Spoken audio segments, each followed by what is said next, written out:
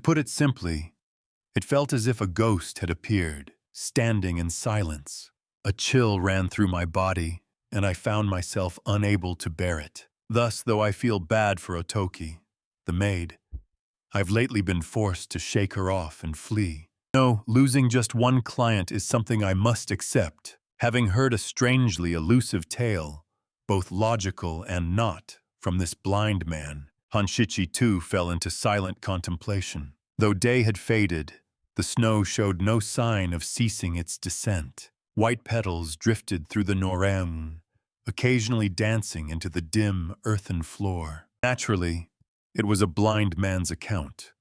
Lacking any concrete evidence, Hanshichi found he couldn't simply dismiss it as just another curious tale. He was determined to uncover the true nature of that enigma. That evening, he left Tokuju and headed straight back to his Kanda home. But the next morning, he sent for his subordinate, Shota, who resided in Asakusa's Umamichi. "Hey, Shota, the district belongs to Tamachi's Jubei, but there's something I want to look into. I need you to do some work for me. There's a brothel in Edocho called Tatsuise, isn't there? I'd like you to investigate a woman there named Tarasode." "Isn't Tarasoda staying at the Iria Lodge?" Shota asked, with an air of knowing. "That's exactly what I'm asking you to investigate. Truth be told, something about it doesn't quite settle with me. So does she have a secret lover? Or has she incurred someone's deep resentment? And though I'm sure you're capable, investigate the inner workings of Tatsuise too." "Understood.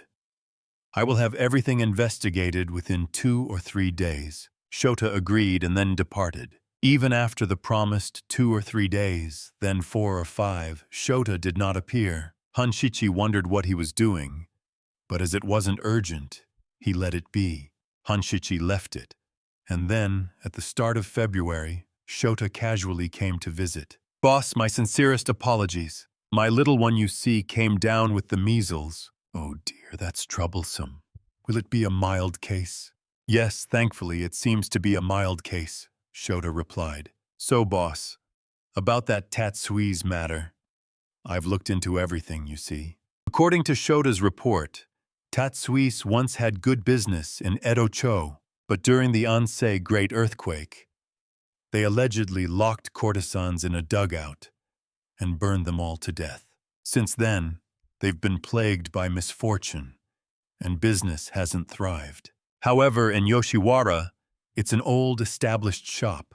They also own land and property, so they maintain a considerable establishment. At the time, Omaki was the proprietress, guardian to her 20-year-old son, Eitaro. Unlike her deceased husband, Omaki was kind-hearted, with a respectable reputation. Tarasode was the second most popular courtesan from the top rank, and since last year's second Tori no Ichi, she'd been recuperating at the Iria Lodge. It's rumored her heavy drinking, unfitting for a woman, damaged her chest with alcohol poisoning. She was 21, born in Kanasugi, Shitaya, a pimp had said. "No, thank you for your efforts. I understand the general outline," Hanshichi nodded. "So does that woman not have a lover or someone else involved? For such a popular courtesan, there must be something going on. It seems I couldn't get a clear lead on that. She certainly has many regular customers, but she's quite elusive, so even the staff don't know who her real lover is." This particular point really puzzled me. With just that information, Hanshichi found himself at a loss. "My wife's out today, so I'll send a get-well gift later. But a sick child must be a real hardship. For now, take this with you." Hanshichi gave Shota some money, telling him to stay for lunch, and Shota gladly enjoyed a meal of eel. In the meantime, he also shared something else. "This is a different story altogether. There's a girl who comes from Kanasugi every night to sell fortune slips in Yoshiwara. She's 16 or 17, with a beautiful face and a sweet voice. She became quite famous in the district, drawing much attention from sightseers. But for some reason, she vanished around the end of last year, and busybodies investigated but found no answers. It was assumed she found a lover and perhaps eloped. But then, Tamachi's Jubei, it seems, found a clue and ordered his men to search for the girl. Is that so? Hanshichi pondered. Something like that actually happened? I was completely unaware. Yubei has a keen eye for local affairs. That fortune-teller girl is quite beautiful, isn't she? Her age, 16 or 17. A likely age for youthful errors. What is her name? Her name is Oken, so I'm told. Do you have something in mind, boss? I can't tell you for certain yet, but a thought just crossed my mind. Let's just consider it a wasted journey and head over to Kanasugi. I know it's a bother for you, but please, come along with me. All right then. Finishing their meal, the two headed straight to Kanasugi. Today was a tranquil day, and a soft, rosy mist drifted above Ueno's forest. Tasode's house is in Kanasugi, right? Hanshichi mused along the path. Which way should we go first? Let's begin with that fortune-teller's place, I suppose. You know where that girl Okin lives? Shota simply said he didn't know. Knowing they'd have to search deep, the two ambled towards Kanasugi, warm sun on their backs. Soon after, as if spotting something, Hanshichi suddenly froze. Hey, Tokuju-san, what is it? Tokuju. The masseur paused, leaning on his cane, but his sharp mind recalled the soba shop owner's voice. He often spoke of his gratitude for that moment. Such pleasant weather we're having, isn't it? Sir, where are you off to today? I've encountered you at just the perfect time. You're from around here, right? Do you know if a fortune-teller called Okin lives nearby? Okin did live close to me, but she vanished around the end of last year. Even if she's not here, her family must be around. She wouldn't be all alone. Master, it's like this. Tokuju elaborated with care. Okin lived with her older brother, Toramatsu, who was a gambler and a spendthrift. After Okin's disappearance, about half a month passed, and he too vanished, like a ghost in the night. Word is he fought at a gambling house, hurt someone, and fled to escape the trouble. Because of that, the house is empty now. They say new tenants will arrive in a few days. Hanshichi guessed that Tamachi's Jubei was more interested in Toramatsu's affairs than Okin's. He questioned Tokuju further.